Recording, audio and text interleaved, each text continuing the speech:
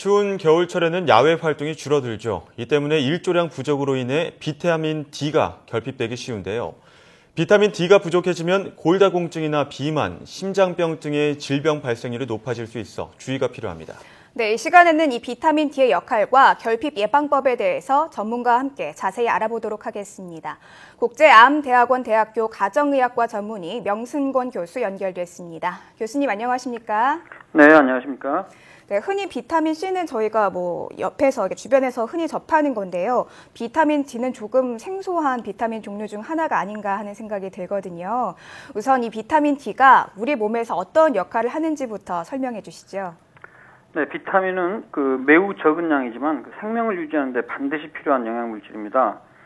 비타민은 A부터 해서 K까지 현재 이제 B에는 8종이 있어서 총 13종이 있는데요. 이 중에 하나가 이제 비타민 D입니다.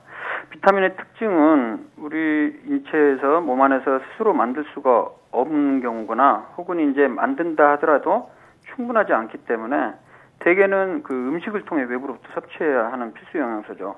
네. 특히 이제 비타민 D 같은 경우에는 이제 주요 역할이 우리 장내에서 특히 칼슘이나 이온을 흡수해서 뼈를 튼튼하게 만들어주는 역할을 하고 있습니다. 그 외에도 이제 최근에는 근육 기능이나 아니면 외부 이물질과 싸우는 면역 기능에도 관여하는 것으로 알려져 있죠.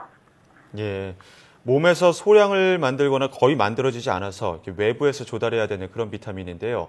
그렇다면 최근 비타민 D 결핍을 겪는 직장인이나 학생들이 늘어나고 있다는 소식도 전해지고 있거든요. 실제로도 그런지 혹은 그렇다면 원인은 무엇인지까지도 전해주시죠. 네, 근데 결론부터 말씀드리면요. 정말로 비타민 D 결핍증이 갑자기 늘었는지 의문이 듭니다. 작년부터 건강보험 심사평가원에서요. 비타민 D 결핍증으로 진료받은 환자 수를 보고하고 있는데 예. 이전 4, 5년 전에 비해서 한 해에 3,000명에서 최근까지는 한 3만 명까지 9배 이상 늘었다는 발표를 했거든요. 네. 근데 이에 대해서 이제 언론에서는 전문가들조차 햇빛을 볼 수 없는 직장이나 공부하는 학생이 늘고 있어서 그렇다 이렇게 얘기를 하는데요. 제가 보기에는 그런 것 같지는 않습니다. 예. 그 원인은요. 먼저 비타민 D의 공급원이 뭔지 말씀드리고 싶은데요. 예. 비타민 D는 다른 비타민과 달리 우리 몸 안에서 합성이 될 수 있습니다. 예. 햇볕을 쬐게 되면 피부에서 콜레스테롤로부터 비타민 D로 전환이 되거든요. 예. 그 외에도 이제 음식으로 섭취할 수 있는 경우는 등푸른 생선이나 버섯 그리고 달걀이나 우유 섭취를 통해서 보충할 수 있죠. 근데 만약에 이렇게 비타민 D 결핍증이 늘었다면 그 원인으로 4, 5년 동안 갑자기 우리나라 국민들이 햇볕에 덜 쬐거나 혹은 비타민 섭취가 줄어서일까요? 그렇지 않다고 생각을 하거든요.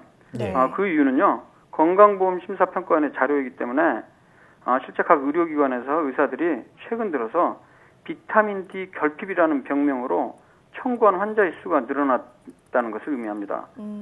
그러니까 실제로 환자 수가 급격히 발생했다기보다는 비타민 D 결핍증이라는 병명으로 건강보험 심사평가원에 청구된 환자 수가 늘었다는 것이죠. 네, 실제로 비타민 D 결핍을 겪는 사람들이 늘고 있다고 볼 수는 없다 이렇게 설명을 해주셨는데요. 늘을 수도 있겠지만 네. 이렇게까지 급격해 는 거는 아니라고 생각을 합니다. 네, 예. 그렇군요. 네, 만약에 이 비타민 D가 부족하면 아까 저희가 앞서 간단하게 좀 각종 질병을 유발할 수 있다고 말씀드리긴 했습니다만 우리 몸에서 구체적으로 좀 어떤 변화가 나타나게 되나요? 네, 비타민 D가 부족하게 되면요. 원래 이게 뼈 형성, 특히 뼈가 형성되면서 튼튼해지게 하는 역할을 해주는 게 비타민 D입니다. 네. 그래서 이제 뼈가 형성되는 과정에 칼슘을 더 덧붙여갖고 딱딱하게 만드는 거죠. 그걸 이제 뼈 기질에 석회화 이렇게 표현하는데요. 이게 잘 안 되기 때문에 뼈가 튼튼해지지 못하고 물렁물렁 연해지는 거죠. 그래서 뼈에 통증도 생길 수 있고 그 주변 근육도 약해지고요. 혹은 이제 뼈가 굽어서 다리가 휘거나 골격이 변화되는 이런 병명을 이제 골연화증이라고 합니다. 뼈가 연해지는 거죠. 어린아이에서 발생하는 경우에는 구루병이라고 표현을 합니다. 예. 그리고 이제 이 외에도 비타민 D가 부족하거나 결핍하면 심혈관 질환, 즉 협심증이나 심근경색 뇌졸중, 그다음에 이제 암이나 그다음에 치매와 같은 인지기능 장애의 위험성이 높아진다는 보고가 최근 들어서 나오고 있죠. 네. 예. 어쨌든 비타민 D가 부족해지면 뼈 관련해서 생기는 각종 질병들이 많이 생기는 것 같은데요. 그렇다면 비타민 D 결핍으로 이 우울 증상으로 이어지는 경우도 있습니까?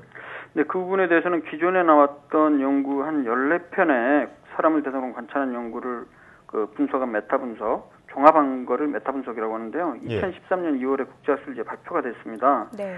그 결과를 보니까요. 우울증이 있는 사람은 그렇지 않은 사람보다 비타민 D 농도가 낮았고요. 특히 이제 평소에 비타민 D 이게 좀 부족한 사람은 2배 이상 우울증 발생이 높다는 보고가 있습니다.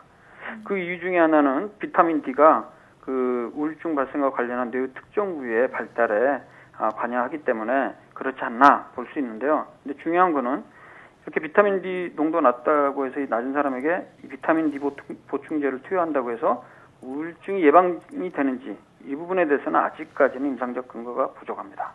예, 뭐 최근 또 미국 존스 홉킨스 대학 연구팀이 비타민 D가 부족하면 발기부전이 올 수도 있다라는 연구 결과를 발표했는데요. 여기에 대해서는 또 어떻게 생각하십니까? 네, 그 부분도 이제 어느 정도 같이 연관이 되는 건데요. 예. 근데 그 연구 하나만을 가지고 우리가 지금 그 명확하게 그 결론을 내리기는 조금 부족한 것 같아요. 네. 예.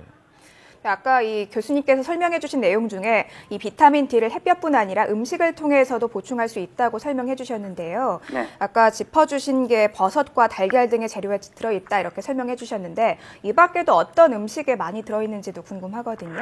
네, 사실 그 비타민 D 같은 경우는 다른 비타민이랑 다르게 음식으로 섭취할 수 있는 경우는 좀 제한되어 있습니다. 네. 방금 말씀드린 식물로부터 섭취하는 버섯, 그리고 이제 등푸른 생선 정도가 있고요.